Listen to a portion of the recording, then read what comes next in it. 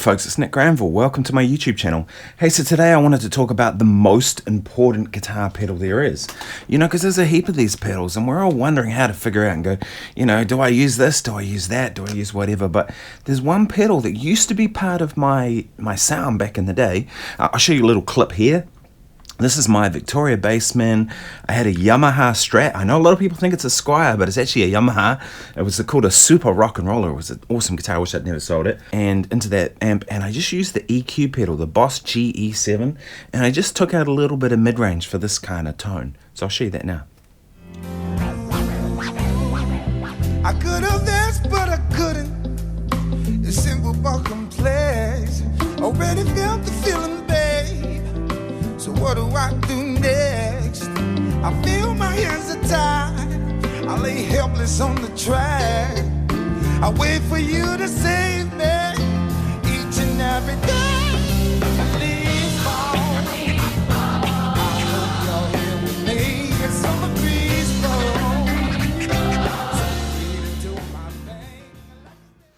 Right, so that's a sound that was super useful, and I used it to shape the tone, and that's one of the key things, right? If we talk about a tone, if I'm playing like this kind of sound, my neck pickup, just clean, a little bit of reverb, a little bit of delay.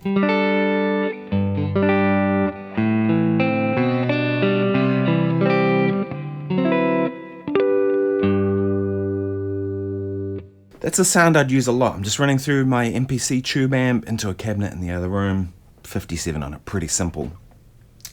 I've set that up for the neck pickup, right? If I go to the bridge pickup,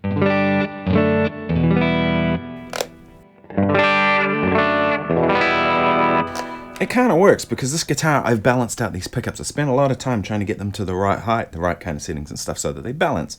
This is a little hotter, which is what I want from a bridge pickup, you know, to push a little harder, but tonally they're in the same kind of ballpark, right? But then you go to this setting, right? Get rid of that delay. And all of a sudden it just doesn't work, right? It's missing that sparkle.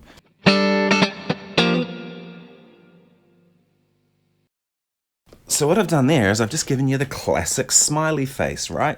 And the classic Smily Face works, right? I've just scooped the mids a little bit. I put a little more top end in and just given it a little bit more volume to compensate. And change that reverb. Let's go to a shorter reverb.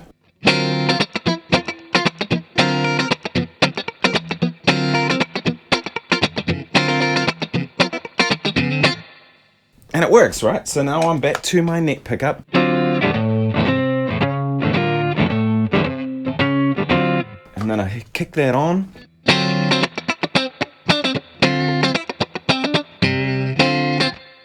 Right. And that's a sound that really works well, right? Another use for this that a lot of people do, if I'm on bridge pickup, let's check on my OCD. Let's go to kind of a larger reverb. So this sort of sound.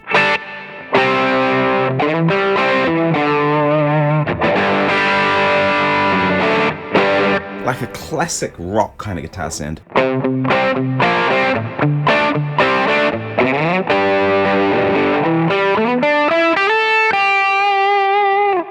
Now that works really well for a rhythm part, but it's not the best for a lead tone, right? The OCD tends to have, like it's a distortion pedal, right? Let's do the classic Billy Gibbons thing, right? He was the first that I ever saw do this, right? Basically goose the 800. Right, so here's my tone normally. Now I'm going to goose the 800.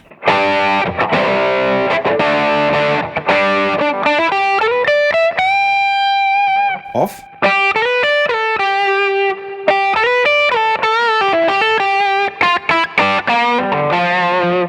And you can see that's a sound that's going to go bang through the mix, right? Because that's where guitar is. This is a mid-range instrument, right? So if we goose the mids at that 800 point, that seems to be the spot, like lower mid, where it just kind of fattens it up and gives it a push, right? So if you're someone who likes using transparent overdrives, right? Like maybe you like the Greer Light Speed, there's heaps of them, right? If you like a more transparent overdrive, you can use this to kind of emulate what a tube screamer does and push those mids, right? It doesn't, but unlike a tube screamer, you're not losing the bottom end. Here's another one. This is like another sound that I quite like doing too. So they call this the tilt. Alright, so here's my regular guitar sound. And check it out.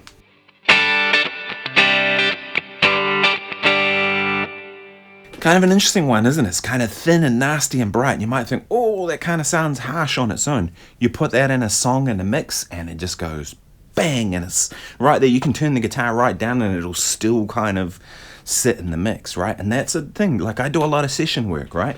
As you can see, all these different guitars I have back here, and amps and pedals and all this kind of carry on, because they're tools, right? I use this stuff to create sounds, and the EQ pedal is one of the best for in the studio, right? Because a sound like that, if I play an intro, maybe I go,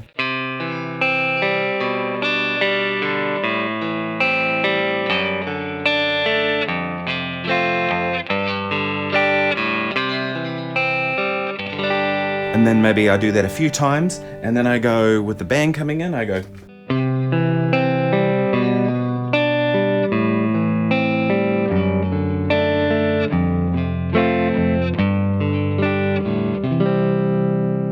So you can see there's this contrast of the really thin kind of, whoa, it's right there, to all of a sudden all the richness comes back. To me, that kind of reminds me of like a record player kind of sound. If you put a little bit of scratching behind it, you'd almost have.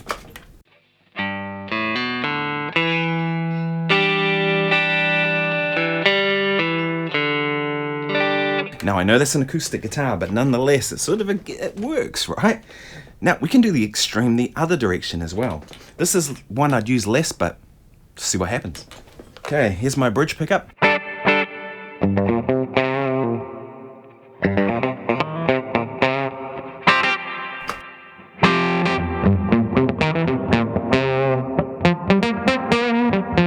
pull that bottom end back a little. Take that reverb off. I'm just going to go dry.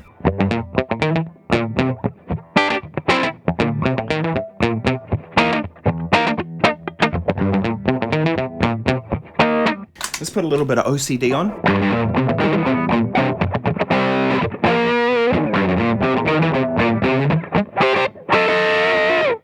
And that kind of gives a very certain sort of focus to your tone. Isn't it interesting, right? Like, that's kind of one of the simple pedals. And I used to use one all the time back in the day.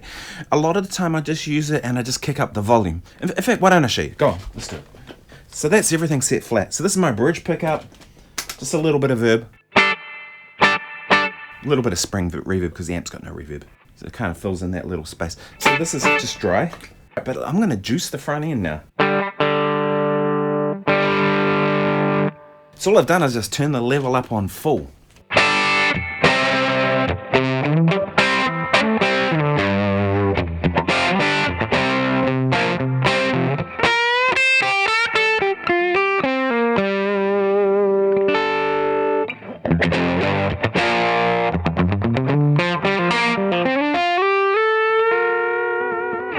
One thing I have used it for a lot in the past is if I have guitars that have different volumes. So say I go from a Les Paul to a Strat or a Tele. Tele's probably a better example because this has got a humbucker in there. But say I went to that Tele and it's got a single coil. It's going to have a lot less volume than the Les Paul. So sometimes I'll use the EQ pedal just to balance them out a little bit. I'll set the Tele a bit flat. And you can actually reduce volume too. So sometimes I'll set my sound for the Tele, and then I'll pull the volume down for the Les Paul, and maybe take out a little bottom end and make the Les Paul and the Tele both work with the same amp with the same settings. That can be cool. Hey, don't forget to like and subscribe. It really helps. Drop me a comment below. Let me know. Do you have any EQ tips? Have you got? Do you use an EQ pedal? If you do, let me know in the comments. The bigger Boss one was one I was considering, but I don't really have space on this board. But the programmable stuff looks pretty cool. Hey, let me know what you think. Cheers. Talk soon. Cheers.